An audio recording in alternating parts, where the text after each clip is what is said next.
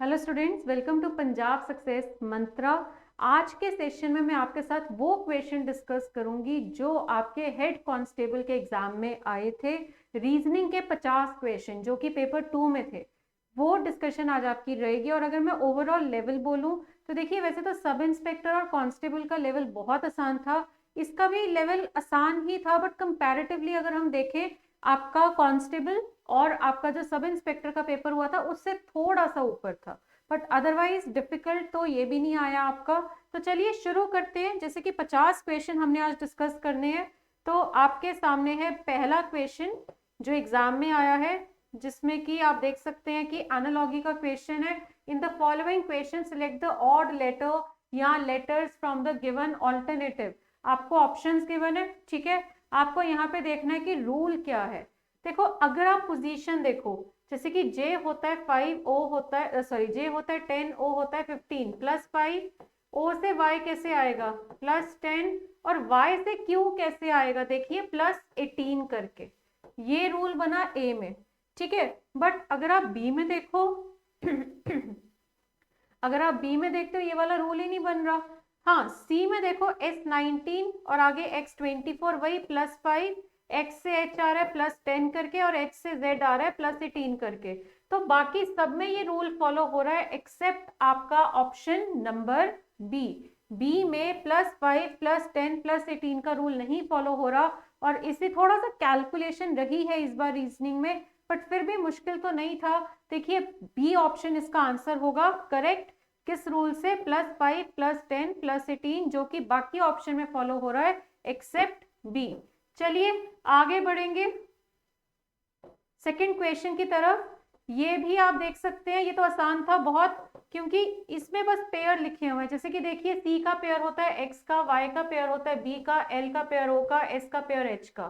तो पी के साथ पेयर बनेगा के, ये देखो के वाले 3 ऑप्शन है। जे के साथ पेयर बनेगा क्यू, 3 ऑप्शन है। टी के साथ जी का पेयर, ये देखिए ये भी गलत हो गया, ये भी गलत हो गया। तो बस अब हमें हमारा आंसर मिल गया।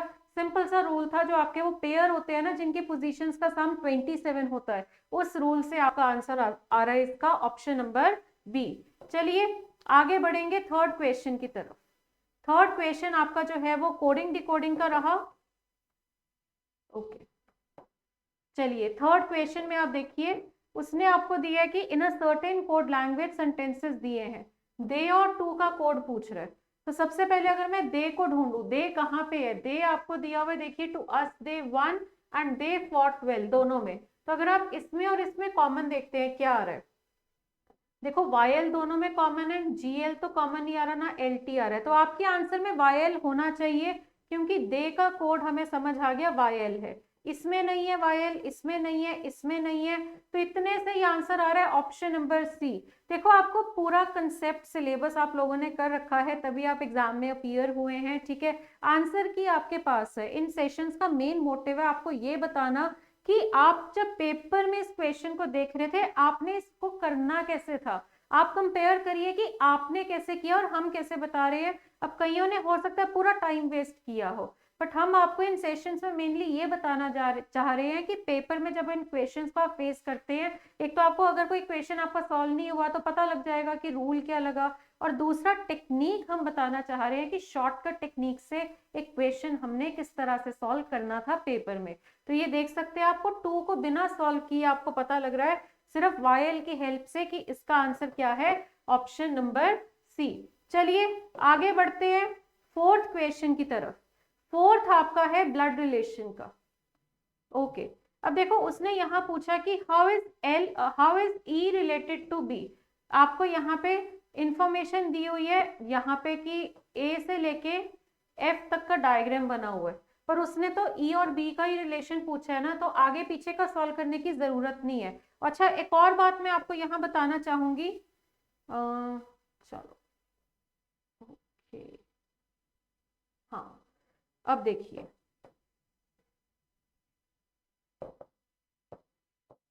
ओके, यहाँ पे ई रिलेटेड टू बी कह रहा है। ई का जेंडर देख लो पहले तो। ई जो है यहाँ पे हैश है ना, और वैसे प्रॉब्लम ये है कि सारे ही मेल है, तो वो तो हम रहने ही देते हैं, सॉल्व ही करते हैं। A% B। और एक और चीज यहाँ पे आपको देखनी है कि इन्होंने क्या बोला कि L@M means M is sister of L। ये फॉर्मेट है। तो उस हिसाब से करेंगे a% b, परसेंट का मतलब क्या है सन, यानी b जो है वो बेटा है किसका a का। उसके बाद b is equal to c का मतलब इक्वल का है ये रहा, यानी c मदर है b की। तो c जो है अगर वो मदर है b की तो ये इसका फादर हो गया और ये हो गए मैरिड। और c at the rate d, at the rate का मतलब सिस्टर, यानी d जो है वो सिस्टर है किसकी c की। और फिर e और डी और ई में है स्टार, स्टार का मतलब फादर, यानी डी जो है आप देख सकते हैं कि सी और डी जो है वो हमें पता लग गया कि डी जो है वो सिस्टर है, ई जो है वो फादर है किसका, डी का। तो यहाँ पे ओके, यहाँ पे आप देख सकते हैं कि ई यहाँ पे आ जाएगा। तो आपसे यही पूछा है ई रिलेटेड टू बी, आपके सामने है कि जो ई है वो ग्रैंडफादर है बी का। आगे मुझे एफ वाला सॉल्व करने की जरूरत ही नहीं थी, सिंपली आपका आंसर आ रहा है कि ई जो है वो ग्रैंडफादर है, राइट। तो ये आपका आंसर था इस क्वेश्चन का, ऑप्शन नंबर डी। चलिए आगे बढ़ेंगे।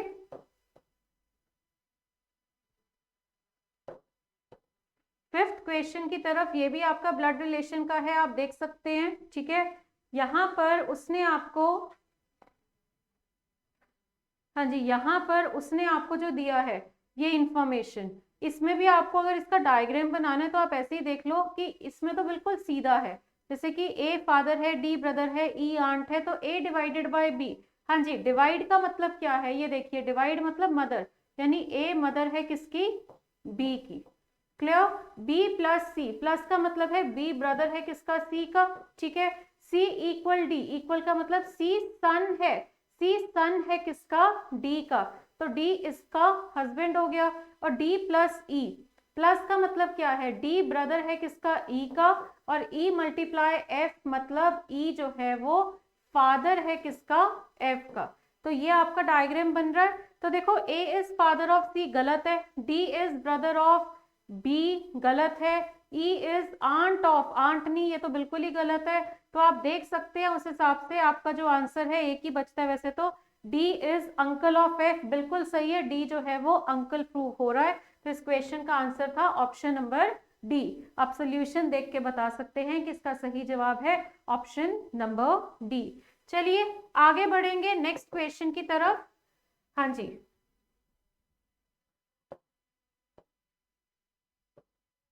नेक्स्ट क्वेश्चन ये देखिए, सिक्स्थ वाला। इसने पूछा कि how is R related to T, R का रिलेशन पूछ रहा है। अब देखो आर जो है वो यहाँ पे सॉल्व करने के लिए आर और टी का पूछ रहा है, तो बस इतना ही लो। तो आर परसेंट एस, परसेंट का मतलब क्या है, R is brother of S, और एस हैश टी, हैश का मतलब क्या है, S is father of T. तो आप देख सकते हैं कि आर जो है वो टी का क्या लगता है, अंकल। तो देखो शॉर्टकट से सॉल्व करिए, जितना जरूरी है उतना ही सोल्यूशन बनाइए। तो आंसर इसका आ चुका है उस हिसाब से ऑप्शन नंबर सी। आगे बढ़ते हैं नेक्स्ट क्वेश्चन की तरफ, क्वेश्चन नंबर 7। चलिए ये आपका है एक नॉन वर्बल रीजनिंग का क्वेश्चन, ठीक है। आपको ऑप्शन दिए हुए हैं बट ये देखो हो क्या रहा है, स्क्वायर बड़ा, सॉरी स्क्वायर छोटा, सर्कल बड़ा।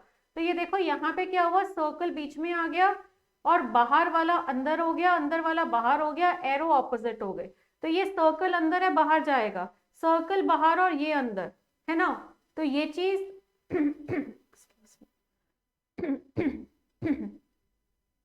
हाँ जी, तो ये देखिए ये चीज आपको कहाँ मिल रही है, सर्कल बाहर और ये वाली फिगर अंदर। देखो सर्कल बाहर, ये फिगर अंदर, दोनों में मिल रही है। अब अगर मैं एरो देखूं कि एरो किस तरह से आएंगे, इसमें देखो ये एक एरो बाहर की तरफ पॉइंटिंग है, सारे एरो इनवर्ड पॉइंटिंग होने चाहिए, जो मुझे बी ऑप्शन में मिल रहा है, क्योंकि इसमें आउटवर्ड पॉइंटिंग सारे इनवर्ड पॉइंटिंग हो गए, इसमें भी आउटवर्ड पॉइंटिंग सारे इनवर्ड पॉइंटिंग हो जाने चाहिए। चलिए आगे बढ़ेंगे नेक्स्ट क्वेश्चन की तरफ। 8th क्वेश्चन देखिए सभी, ये फिर से आपको एक फिगर का क्वेश्चन दिया हुआ है। चलिए ये तो बहुत आसान है,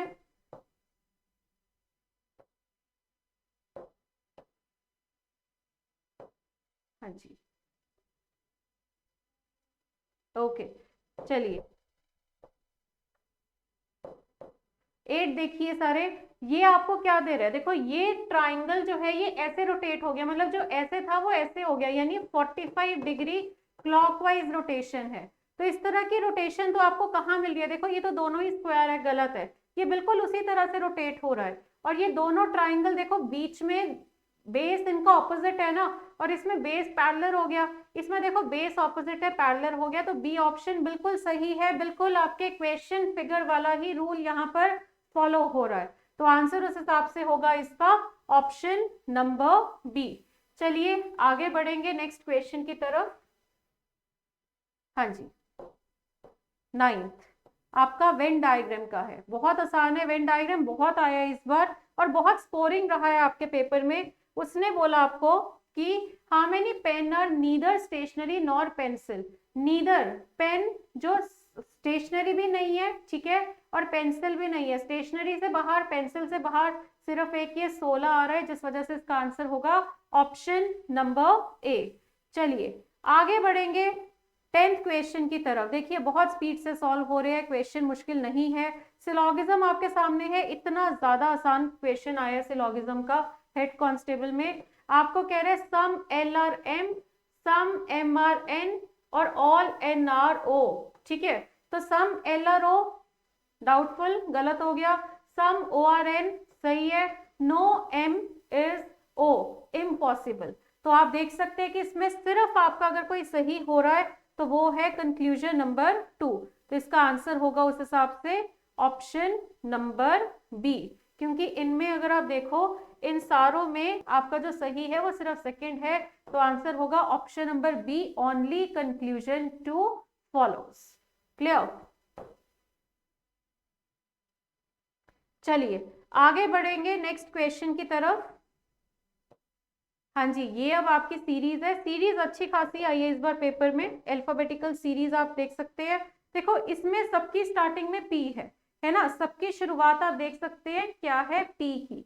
तो अगर हम अगला सेकंड अल्फाबेट देखते हैं तो अगले अल्फाबेट से ये टी से आर कैसे आता है, -2, टी होता है 20, आर होता है 18, ये आपका 16, ये आपका 14, अगला होगा 12, तो पी के बाद एल आना था, ये गलत हो गया, ये गलत हो गया। जे कितना होता है 10, एच होता है 8, 6, 4, अगला होगा 2, तो ये आपका आंसर होगा ऑप्शन नंबर बी। पी तो पी रहेगा, बाकियों में क्या रूल लगा, एक में आपका, दोनों में इनफैक्ट आपका -2 हो रहा है, और वो करके आपका आंसर आपके सामने है ऑप्शन नंबर बी। चलिए आगे बढ़ेंगे 12th क्वेश्चन की तरफ, ये फिर से एक और सीरीज आपके सामने है। ओके चलिए ये देखिए L G B W, L कितना होता है 12, जी होता है 7, बी होता है 2, यहीं पे समझ आ रहा है 12 से 7 और 7 से 2 कैसे आता है -5 करके, तो डब्ल्यू 23 होता है, इसमें -5 कर दो, ठीक है, तो 18 हो गया। और वैसे एक चीज देखो, ये हमें ना करना नहीं चाहिए था, ये आपको मैंने बताना था, ये सारे आर है, तो हमें फर्स्ट वाला तो देखना ही नहीं बनता था, यहाँ पे हमें सेकंड वाला देखना है। सेकंड में ये 10 है जे, ये 5 है, ये 26 है, ये 21 है, -5 हो रहा है, तो 21 - 5 कितना हुआ 16, 16 यानी पी, तो ये वाला गलत हो गया क्योंकि इसमें क्यू आ रहा है। अच्छा आर 18, 21, 18, 21, एक्स होता है 24 और ए होता है 1, 18 से 21 कैसे आया, +3 करके, ये भी +3, तो मतलब हमें ए में +3 करना था, तो ए में +3 करके डी आ रहा है, जो मुझे सिर्फ और सिर्फ ऑप्शन सी में मिल रहा है। तो आप देख सकते हैं कि थोड़ा अच्छा खासा गैप आया है, मतलब 1-2 का गैप तो बहुत आराम से होता है, उसमें तो आप ABCD बोलने लग जाते हैं, गैप थोड़े ज्यादा थे, पर आपको तरीका पता है, मैं बार बार आपको यही बोलती थी, पोजीशंस याद कर लीजिए, और जिनको पोजीशंस याद थी उनको हेड कांस्टेबल में प्रॉब्लम नहीं आई है, पर जिनको अल्फाबेट्स की पोजीशंस नहीं आती थी उनको जरूर प्रॉब्लम आई है इसको सॉल्व करने में। तो चलिए ये आपका सोल्यूशन आपके सामने है। 13 देखिए सारे, हाँ जी 13 क्वेश्चन देखिए, P 16, S 19, V 22 +3, ठीक है, तो इसमें देखो ये रूल है, तो पर सारे बी है, देखने की जरूरत थी नहीं थी। ये देखो BE फर्स्ट और सेकंड तो देखो ही मत, थर्ड देखो H 8 है, E 5 है, B 2 है, Y 25 है, -2 हो रहा है, 25 -2 कितना होगा v, v किस में आ रहा है, यहाँ पर और यहाँ पर, ये दोनों गलत हो गए। ठीक है, अब w और x में देखना है, n 14 होता है, j कितना होता है 10, f होता है 6, b होता है 2। तो 2 में आपने क्या करना था, -4 करना था, क्योंकि -4 का रूल है, -2 आ गया, और -2 कौन सा अल्फाबेट होता है, 26 से एडजस्ट करके देख लो, यानी 24 आएगा, जो कि x है, और वो हमें गिवन है किसमें, ऑप्शन नंबर डी में। तो इस क्वेश्चन का आंसर है ऑप्शन नंबर डी। क्लियर, आगे बढ़ते हैं।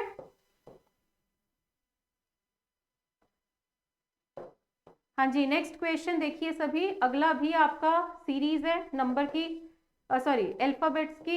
ये देखते हैं, देखो सबकी स्टार्टिंग एफ है, सबका सेकंड में एक्स है, फर्स्ट एन है तो सेकंड देखते हैं। पी कितना होता है 16, ई होता है 5, टी होता है 20, आई होता है 9। अब जरा ये सोचने वाली बात है, देखो 16 से 5, 5 से 20, 20 से 9, चलिए ये देखिए, देखिए 16 से 5 कैसे आया, -11 करके, 5 में जरा -11 करके देखो कितना आता है, -6, 20 आ रहा है, यानी -11 हो रहा है। तो उस हिसाब से 9 में अगर आप -11 करते हैं तो ये कितना आ रहा है, -2, यानी 26 से अगर आप एडजस्ट करते हैं तो कितना आता है 24, यानी y। ठीक है, तो y आना चाहिए। ठीक है, तो सॉरी y नहीं, x आएगा, तो x इसमें सारों में दिया हुआ है, तो a ऑप्शन आपका गलत हो गया। ठीक है, ए ऑप्शन तो गलत हो गया। उसके बाद थर्ड देखो, एक्स वाई जेड में डाउट है, यहीं से ही क्लियर हो जाएगा क्योंकि ये तीनों डिफरेंट है। अच्छा, थर्ड वाले में ये R18, M13, H8, C3, 18 से 13 कैसे आया, 5 माइनस 5 माइनस 5 माइनस, तो 3 माइनस 5 करके -2 है, 26 से अगर आप एडजस्ट करते हो तो ये 24 आता है, 24 का मतलब x, जो कि हमें गिवन है ऑप्शन नंबर बी में। तो अच्छे खासे क्वेश्चन आए हैं लेटर सीरीज के, तो मतलब थोड़ा सा टाइम लगा होगा आपको इनको सॉल्व करने में, पर अगर पोजीशंस आती है तो काफी ज्यादा टाइम आपका कम भी लगा होगा। चलिए नेक्स्ट क्वेश्चन देखिए, ADMR वाला। ओके, देखो ये y कितना होता है 25, w होता है 23, u होता है 21, वैसे तो सच SC था, ये छोड़ो, d होता है 4, z होता है 26, v होता है 22, r होता है 18, -4 चल रहा है, तो 18 -4 करोगे तो n आएगा, तो ये m वाला गलत हो गया। m होता है 13, ये होता है 21, ये होता है 3, ये होता है 11, तो 3 से 11 कैसे आया, +8 करके, यानी अब आप देख सकते हैं 11 में 8 ऐड करोगे तो कितना आएगा 19, यानी s, यानी कि यहाँ पे हमें s चाहिए था, वो भी दोनों में आ रहा है। ठीक है, ये t है तो ये गलत हो गया। आगे देखते हैं, R18, B2, L12, V22, यानी +10 हो रहा है, तो 22 में 10 ऐड करोगे तो 32 आएगा, और 26 से अगर आप इसको एडजस्ट करते हो तो कितना आ रहा है आपका ये 6 का मतलब होता है F। तो आंसर इसका क्या होगा उस हिसाब से, ऑप्शन नंबर ए। क्लियर, तो देखो सीरीज, लेटर सीरीज बहुत अच्छी आई है, कैलकुलेशन वाले थे, कोई बात नहीं, आगे बढ़ते हैं। प्रैक्टिस बट आपकी इतनी हो रखी थी अच्छे से कि आपको प्रॉब्लम नहीं आनी चाहिए। आगे बढ़ते हैं नेक्स्ट क्वेश्चन की तरफ, 16, ये वाला भी हमने डिस्कस किया हुआ है। उसने बोला कि in the question a word is given, how many pair of letters are there which have as many letter between them। आपको पता है इनको सॉल्व करने का तरीका, आप क्या करते हो, इसमें पोजीशंस लिखते हो, है ना, आप इसमें क्या करते हैं, पोजीशंस लिखते हैं, और पोजीशंस की हेल्प से सॉल्व होता है। R18, ये 5, ये 12, ये 1, ये 20, ये 9, ये 15, ये 14। ठीक है, तो ये देखिए 18 से शुरू होते हैं, 18, 19, 20, 21, 22 नहीं हो रहा, 5, 6, 5, 6, 7, 8, 9, 5 और 9 का पेयर 10, 11 नहीं हो रहा, 12, 13, 14, 12, 13, 14, 15, 16, 17 नहीं हो रहा, 1, 2, 3, 4, 1, 2, 3, 4, 5 नहीं हो रहा, 20 से भी नहीं हो रहा, 9, 10, 11, 12, 9 और 12 का पेयर 13, 14, 9, 10, 11 नहीं हो रहा, 15, 16, 17, 18 नहीं हो रहा, 15, 16, 14, 15, तो पेयर आपके कितने बने, 3 बने, तो आंसर इसका होगा ऑप्शन नंबर सी। चलिए आगे बढ़ते हैं नेक्स्ट क्वेश्चन की तरफ। तारवा देखिए सारे, फिर से देखो आ गई आपकी सीरीज, अल्फाबेट सीरीज। ओके देखो अब ये P से V कैसे आ रहा है, P होता है 16, V होता है 22, ठीक है, ये आ रहा है आपका 16 से 22 प्लस 6 करके, N होता है 14, J होता है 10, ठीक है, ये आ रहा है -4 करके, ठीक है, ये 2 है, ये 7 है, ये आ रहा है +5 करके, और ये 6 है, ये 3 है, तो 6 से 3 आ रहा है -3 करके। तो रूल लगा देते हैं, V में पहले +6 करते हैं, 22 में 6 ऐड करोगे कितना आएगा 28, 28 अल्फाबेट कौन सा होता है B, तो ये गलत हो गया। उसके बाद इसमें करना है -4, 3 - 4 -1 होता है 25वां यानी कि Y, तो आपका B के बाद Y आना चाहिए, ये गलत हो गया। X में होना है +5, X होता है कितना 24, 24 में +5 करोगे कितना आएगा 29, और 29 मतलब 26 एडजस्ट किया, C आना चाहिए, तो C भी आ रहा है, ठीक है। और लास्ट में A में हमें -3 करना था, 1 - 3 करके कितना आता है -2, और -2 कौन सा अल्फाबेट होता है, -2 26 से एडजस्ट कर लीजिए Y, और उस हिसाब से आप देख सकते हैं कि आपके इस क्वेश्चन का आंसर जो है वो क्या होगा, ऑप्शन नंबर C। क्लियर? हाँ जी, मुझे उम्मीद है आपको पता लग गया, ठीक है, राइट।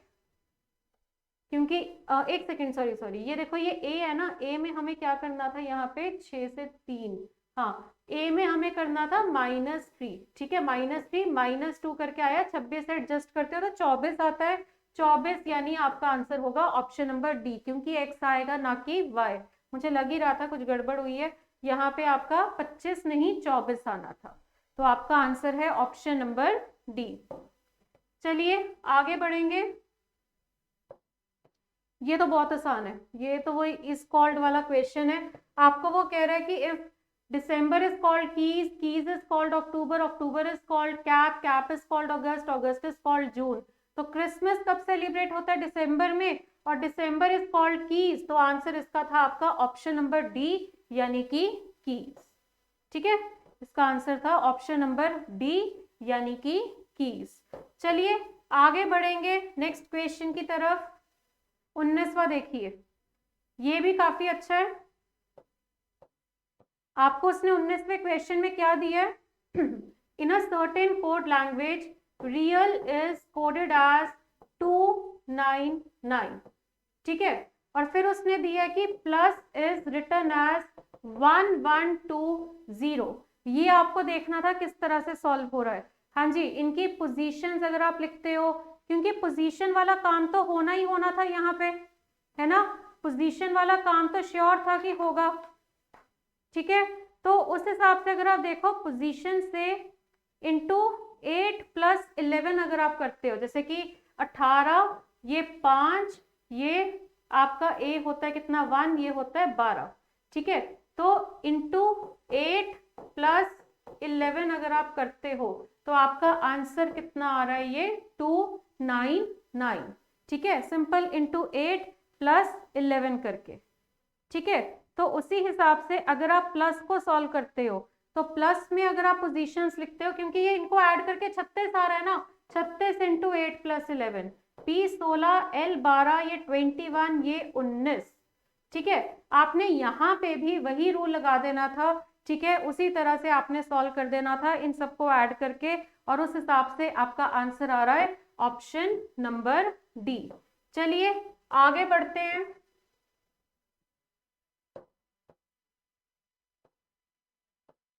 हाँ जी, नेक्स्ट आपका ब्लड रिलेशन का है, ये जरा देखो, how is P related to R, P के बाद मल्टीप्लाई है, मल्टीप्लाई का मतलब क्या है, सन, यानी मेल होना चाहिए पर सारे सन है, सॉल्व कर लेते हैं, P मल्टीप्लाई Q, मल्टीप्लाई का मतलब P जो है वो सन है किसका, Q का, Q डिवाइडेड बाय R, ठीक है, तो Q डिवाइडेड बाय R क्या है, Q is daughter of R, तो आप देख सकते हैं P जो है वो R का क्या बन रहा है, P बन रहा है ग्रैंड सन, जो कि हमें गिवन है ऑप्शन नंबर D में। क्लियर, सिंपल सा क्वेश्चन था, फटाफट हो रहा है सॉल्व। आगे बढ़ते हैं एक और ब्लड रिलेशन का।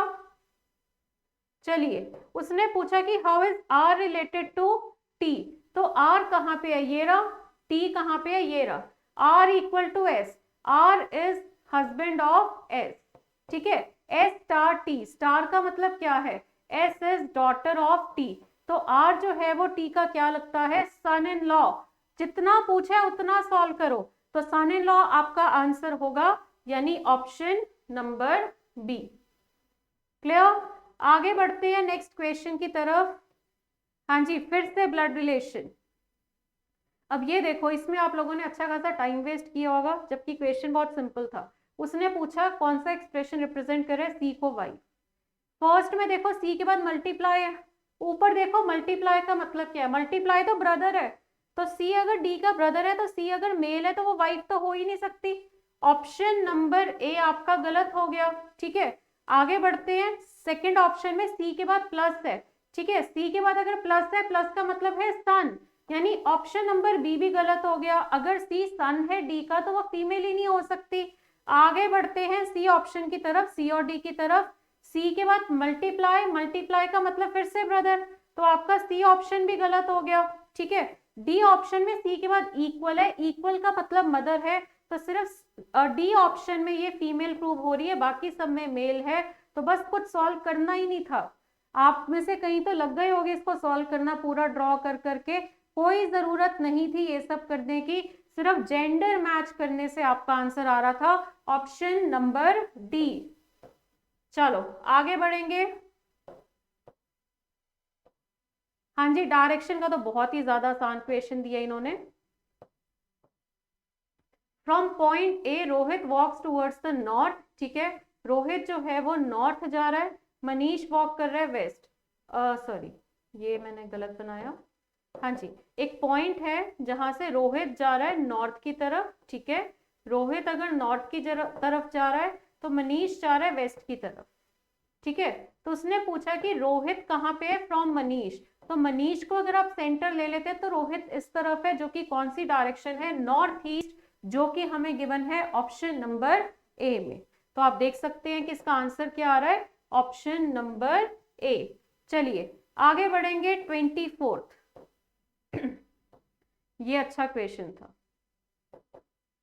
देखो उसने बोला कि अगर संदीप वॉक कर रहा है 12 किलोमीटर टुवर्ड्स ईस्ट, 12 किलोमीटर आया ईस्ट की तरफ, लेफ्ट टर्न लिया, सॉरी ईस्ट था ना,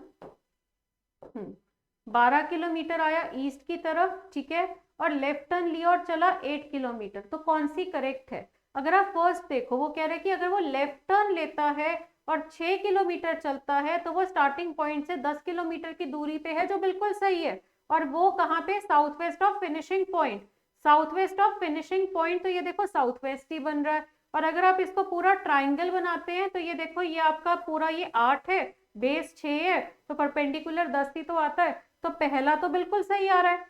सेकंड में कह रहा है कि अगर वो राइट टर्न लेता है, अब उसकी जर्नी थी कुछ इस तरह से, राइट टर्न लेता है तो वो 17 मीटर है south east of finishing point. अब ये गलत है, ये गलत है, क्योंकि वो फिनिशिंग पॉइंट से साउथ वेस्ट में है, सॉल्व करने की जरूरत ही नहीं थी, डायरेक्शन से ही पता लग रहा है। तो इस क्वेश्चन का आंसर था option number A, only one, क्योंकि सिर्फ पहला सही है दूसरा गलत है, तो जिस वजह से इसका आंसर होगा ओनली वन फॉलोज।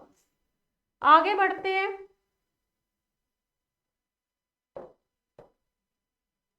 चलिए नॉन वर्बल रीजनिंग आ गई आपकी, ये अच्छा क्वेश्चन आया है पेपर में इस बार, ओके। देखिए इसको अगर आप सॉल्व करना चाहते हैं, देखो आपको सीरीज दी हुई है, काफी सारी चीजें हैं, है ना। जैसे कि आपको यहाँ पे उसने, सबसे पहले अगर मैं डॉलर पे फोकस करूं तो देखो फर्स्ट में डॉलर इधर है, सेकंड में डॉलर इधर है, थर्ड में डॉलर इधर है, फोर्थ में डॉलर इधर है, तो फिफ्थ में डॉलर इधर होना चाहिए, है ना। किसी एक पे फोकस किया करो तभी समझ आता है।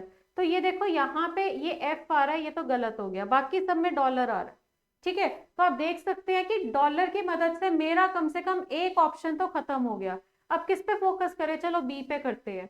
बी इधर है, फिर इधर हुआ, फिर इधर हुआ, फिर इधर हुआ, तो अब बी जो है वो यहाँ पे आना चाहिए, ठीक है।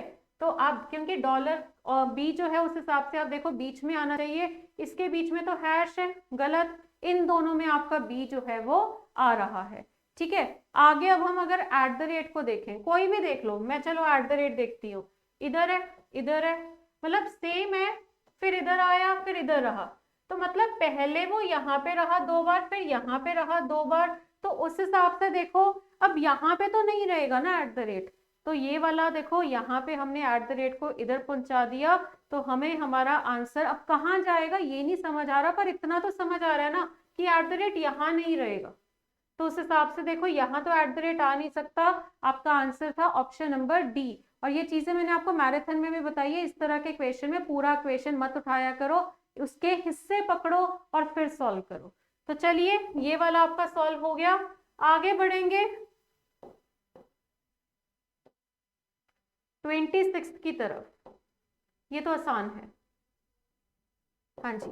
देखिए उसने ये दिया आपको, आप फर्स्ट से सेकंड पूछ रहे हैं ना, वो तो समझ ही नहीं आएगा, आप इनका पैटर्न देखो, एरो पहले वेस्ट फेसिंग है, फिर नॉर्थ फेसिंग है, फिर ये ईस्ट फेसिंग है, तो अब ये साउथ फेसिंग होना चाहिए, सी ऑप्शन हो गया गलत।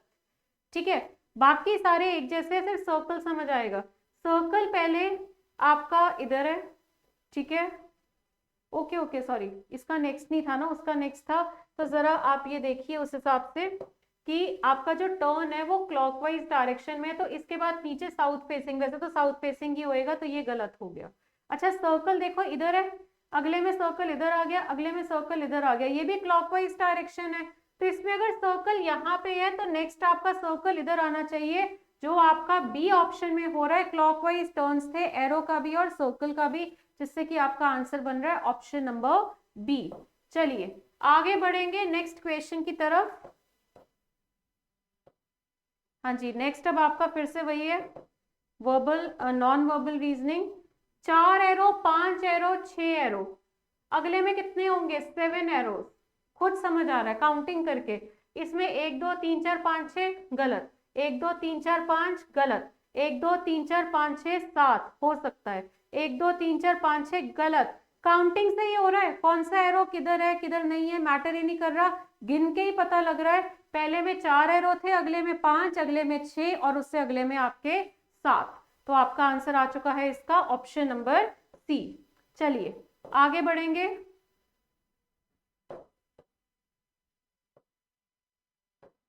हाँ जी नेक्स्ट क्वेश्चन, ओके ये वाला देखिए सभी, यहाँ पे भी आपको एक क्वेश्चन मार्क फिल करना है, वो आपको देखना है कि किस तरह से फिल होगा, ये वाला क्वेश्चन मार्क आपको देखना है कि किस तरह से फिल होगा।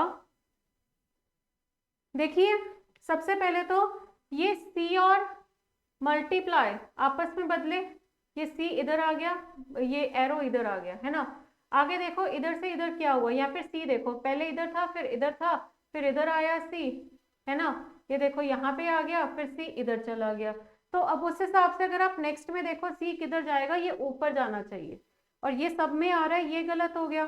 ठीक है, अब एरो देखो किधर जा रहा है, यहाँ था फिर इधर गया फिर इधर गया फिर इधर गया, तो उस हिसाब से एरो तो इधर आना चाहिए, तो यहाँ पे एरो आपका सिर्फ एक ही ऑप्शन में आ रहा है, जो कि है ऑप्शन नंबर डी, एक एक एलिमेंट पे फोकस करके सॉल्व करना था, तो आंसर आपका सॉल्व है। आगे बढ़ते हैं नेक्स्ट क्वेश्चन, ये तो सिंपल है, हाँ जी ये देखिए सभी, आपको पहले 4 फिगर्स दी हुई हैं और फिर वो इकट्ठी हो रही है किसी पैटर्न में, अब हमें यही देखना है, देखो ये वाली चीज सबसे अंदर गई है, तो ये वाली चीज सबसे अंदर आनी चाहिए, ये गलत हो गया, और फिर सबसे बाहर कौन सी फिगर है, ये वाली, तो इसमें यहाँ पे आ रहा है स्क्वायर, तो सबसे बाहर स्क्वायर होना चाहिए, वो तो देखिए सारों में फॉलो हो रहा है, कोई बात नहीं, इसके छोटा वाला जो ट्राइंगल है सेकेंड नंबर पे आ रहा है सर्कल, जो कि ये है, तो यानी इसके बाहर सर्कल होना चाहिए था, तो इसके बाहर सर्कल है सर्कल है सर्कल है, सब में है, सर्कल के बाद आ रहा है ट्राइंगल, जो कि ये वाला था और वो अपसाइड डाउन हो रहा है। ठीक है, तो यानी ये चीज आनी चाहिए थी, तो हमें ये चीज चाहिए थी जो कि अपसाइड डाउन होनी चाहिए थी, तो इसमें तो आ ही नहीं रही।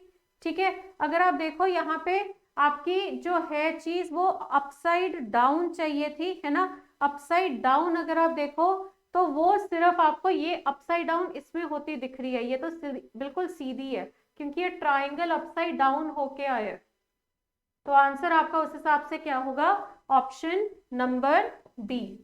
चलिए आगे बढ़ेंगे, रेड ग्रीन और डॉक्टर, सिंपल सा क्वेश्चन, रेड ग्रीन अलग अलग कलर्स है, कोई रिलेशन नहीं है, डॉक्टर अलग चीज है, बिना किसी शक के आंसर था इसका ऑप्शन नंबर ए। कुछ नहीं सोचना था, सिंपल सा डायग्राम, तीनों में नो का रिलेशन। आगे बढ़ते हैं। नेक्स्ट, फर्नीचर पेन और टेबल, बहुत आसान।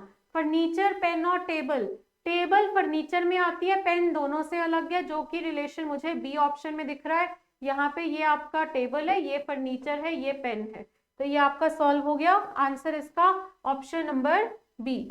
चलिए आगे बढ़ते हैं। How many women are there who are graduates but not married, कितनी वुमेन है जो ग्रेजुएट है पर मैरिड नहीं है, ग्रेजुएट होनी चाहिए पर मैरिड ना हो, तो वो आपको बताना था यहाँ पे। हाँ जी, एक बार आपको मैं पूरा क्वेश्चन शो कर देती हूँ। ओके, ये देखिए। हाँ जी, नेक्स्ट क्वेश्चन जल्दी से देखिए। ग्रेजुएट बट नॉट मैरिड कह रहा है, ठीक है, तो आप देख सकते हैं ग्रेजुएट है पर मैरिड ना हो, सामने से दिख रहा है 16, तो आंसर इसका क्या आएगा 16, क्योंकि आपको उसने बोला ना कि ग्रेजुएट भी हो, मैरिड ना हो, वुमेन हो, तो यही बन रहा है फिर। चलिए आगे बढ़ेंगे नेक्स्ट क्वेश्चन की तरफ। How many men are educated but not unemployed, कितने मेन है जो कि एजुकेटेड है पर एम्प्लॉयड नहीं है। ये देखो, men who are educated but are not unemployed, यानी इससे बाहर, सर्कल से बाहर, बाकी दो का कॉमन, जो कि क्या था 5, तो इसका आंसर क्या होगा ऑप्शन नंबर ए। आगे बढ़ते हैं नेक्स्ट क्वेश्चन की तरफ। चलिए, ये तो मैंने आपको सेशन में इतनी बार करवा लिया ना, यूट्यूब पे हमने इतनी बार ये चीज की है। हमने क्या किया, last day of a century can not be Tuesday, Thursday, Saturday, वो क्या कह रहा है, can be. Tuesday, Thursday, Saturday नहीं होते तो क्या हो सकता है, वेडनेसडे हो सकता है, तो ये आंसर था इसका। तो जिन्होंने हमारे सेशन लगाए, मैं 100% श्योर हूँ इसका आंसर तो आपने बिल्कुल सही किया होगा, बेशर्ते आपने ये गलत ना पढ़ा हो। कैन भी बोला है, कैन नॉट भी नहीं बोला है, ठीक है। आगे बढ़ते हैं। ओके, वो कह रहे हैं करेक्ट कौन सा, देखो आपको याद होगा जब हम करते थे कि आपके शुरू के 100 सालों में कितने ऑड डेज आते हैं, 5 आते हैं, क्योंकि 100 is not a leap year.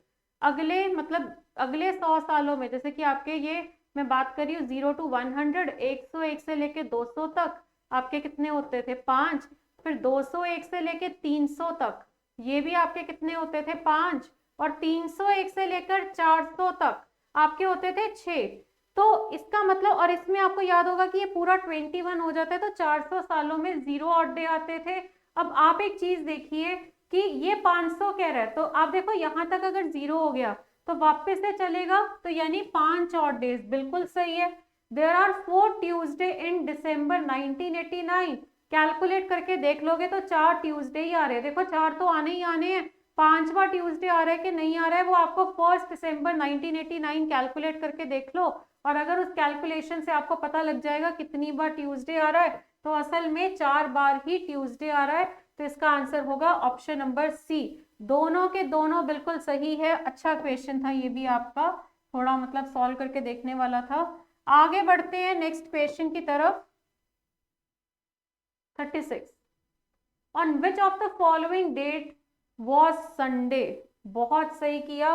देखो हम करते थे कि इस डेट को क्या होगा, पर उसने आपसे क्या पूछ लिया कि संडे कौन सी डेट को होगा, तो वो आपको बताना था, आपने एक एक को सॉल्व करके देखना था। देखो सॉल्व करने का मेथड तो आपका वही सिंपल ही है, जैसे कि अगर आप करके देखो 2 दिसंबर का कोड ये 72 है, यानी आपका ये लीप ईयर है, तो दिसंबर का कोड 0, सेंचुरी कौन सी है ये आपकी, ये है आपकी 20th सेंचुरी, जिसका कोड होता है 6, 72 और नंबर ऑफ लीप ईयर, ठीक है। इसमें अगर आप 4 से डिवाइड करते हो, 4 1 जा 4, और उसके बाद 4 8 जा 32, तो हम 17 लेंगे। पर अगर आप देखो इसमें ऑड डे 0 नहीं आ रहे, संडे तो तभी आएगा ना जब ऑड डे 0 होंगे, तो उस हिसाब से अगर आप करके देखो 2 जुलाई 72 की बात बन रही है, और इनफैक्ट आप देख सकते हैं कि सारों में 1972 है, तो जिस वजह से आपका ये कैलकुलेशन सेम रहेगी, ये कैलकुलेशन सेम रहेगी, फर्क सिर्फ इनफैक्ट ये भी सेम रहेगी, तो आप इसका एक साथ ही करके देख लो, बाकी एक्स्ट्रा कर लेते, जैसे कि ये 72 और 6 कितना हुआ 78 और 17, तो ये आपका 7 8 9, ठीक है, 95 बन रहा था। या फिर अगर आप सीधा ऑड डेज ही निकालते हो, या चलो 95 से अगर आप देखते हो 7 1 जा 7, 7 3 जा 21, 4 रिमाइंडर आ रहा है, तो इसका तो आप एक ही बारी में 4 ही ले लेते, ठीक है। अब आप देख लो 4 और ये 2 हो गया, ठीक है। तो जुलाई का कोड कितना होता है, 1 होता है, तो ये इनको ऐड करके आपका 7 आ रहा है, यानी ऑड डे आपके 0 आ रहे हैं। तो आंसर आपका क्या था उस हिसाब से, ऑप्शन नंबर सी। आपने करके देखना था, पर यहाँ आपको ये लास्ट की 3 वैल्यू सेम रहेगी सारे ऑप्शन में, सिर्फ आपका फर्क आ रहा है कि डेट कौन सी है, दिन कौन सा है महीने का, और उस महीने का कोड कौन सा है, वो आपने हर उसमें एक्स्ट्रा करके देखना था। चलिए आगे बढ़ेंगे। ये क्वेश्चन देखिए, देखो उसने क्या किया, सिंपल है, ये divided by 3 divided by 3 divided by 3 divided by 3, तो आंसर कितना आना था आपका, ऑप्शन नंबर ए। आसान सा क्वेश्चन था, बस आपने करना क्या था इसमें, ऑप्शन नंबर ए। चलिए आगे बढ़ेंगे।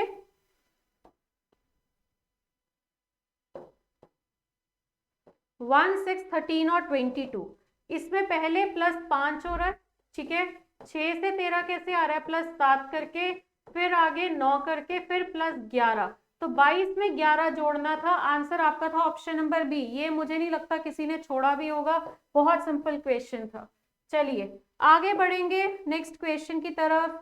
ये देखिए, ये अच्छा क्वेश्चन था, थोड़ी कैलकुलेशन वाला, पर कैलकुलेशन से बच सकते थे अगर फटाफट से आपको, मतलब आप पिक कर लेते कि क्या रूल लग रहा है इसमें। 3 4 जा 12, 12 11 जा 156, ठीक है, सॉरी 12 13 जा 156, ठीक है।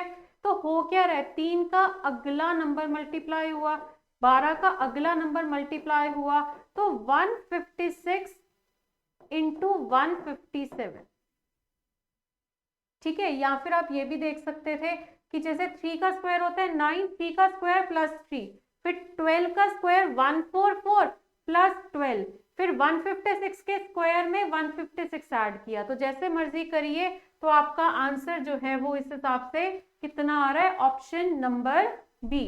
चलिए आगे बढ़ते हैं अगले सवाल की तरफ। ओके,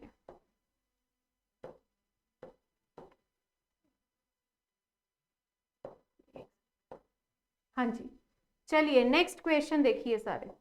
देखो इसमें उसने दिया 36 इज रिलेटेड टू 105, है ना। 36 जो है वो 105 से रिलेटेड है, किस तरह से आ रहा था, कईयों को डाउट था इस क्वेश्चन में। ये हो रहा है आपका 36 इंटू 3 जो कि 108 होता है, उसमें -3 करना था।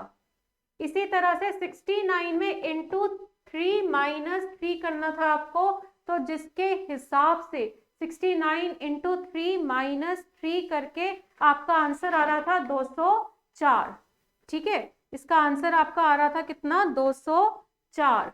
क्लियर है सबको, ठीक है।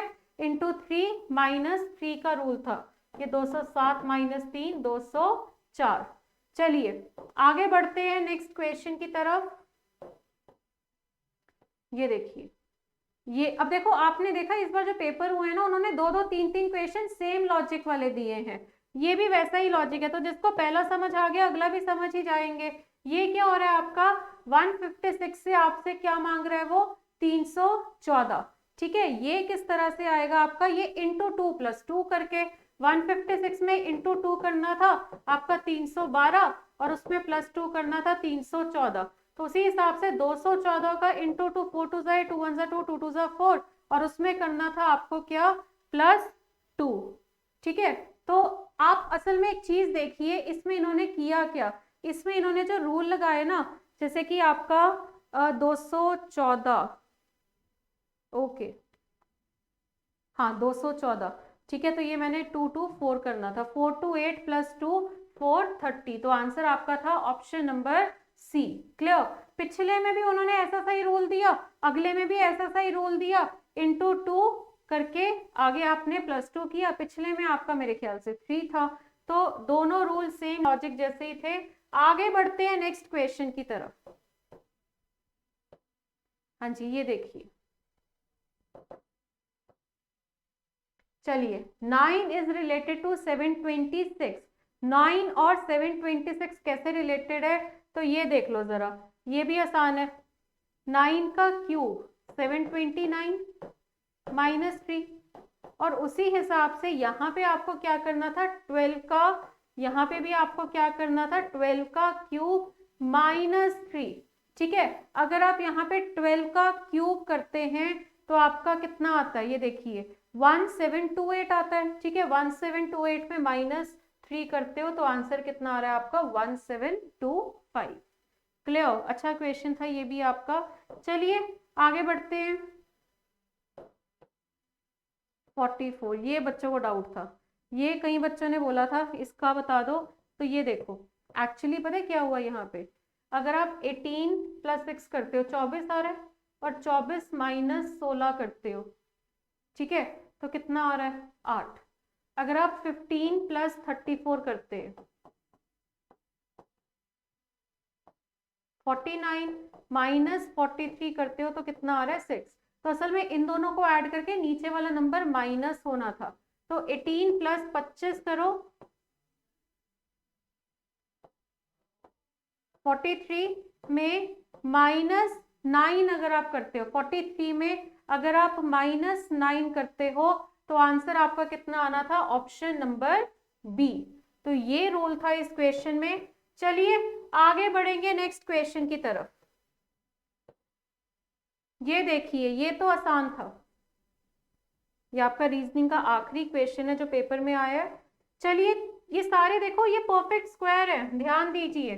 तो सॉल्व करना आसान है। 3 में +2 किया 5, 5 का स्क्वायर 25, 6 में +2 किया 8, 8 का स्क्वायर 64, 3 में +2 किया 5, 5 का स्क्वायर 25, 7 में +2 किया 9, 9 का स्क्वायर 81। तो ये 4 + 2 6, 6 का स्क्वायर 36, 7 + 2 9, और 9 का स्क्वायर बन रहा था 81, यानी ऑप्शन नंबर ए। तो आपने देखा ये जो क्वेश्चन आपके रीजनिंग के आए हैं आपके हेड कांस्टेबल के पेपर में, वो सारे थोड़ा सा टाइम कंज्यूमिंग थे, बट ठीक है पेपर 2 में थे तो जस्टिफाइड है। ठीक है, बट मुश्किल नहीं कह सकते अगर आपने अच्छे से तैयारी कर रखी थी और हमारे सारे सेशन लगाए थे, क्योंकि ये सारी चीजें हमारी कवर्ड थी। कोई भी चीज ऐसी नहीं है जो आपने कंसेप्ट कभी किया ना हो। अगर आपने हमारे सारे सेशन अटेंड किए हैं सब कुछ कवर्ड था, सिर्फ थोड़ी कैलकुलेशन की चीजें थी यहाँ पे कि कैलकुलेशन वाला काम आ रहा था, और दूसरा आपका यहाँ पे हल्का सा टाइम ज्यादा लग रहा था, अदरवाइज पेपर बहुत आसान था। तो ओवर करते हैं आज का सेशन। Thank you students.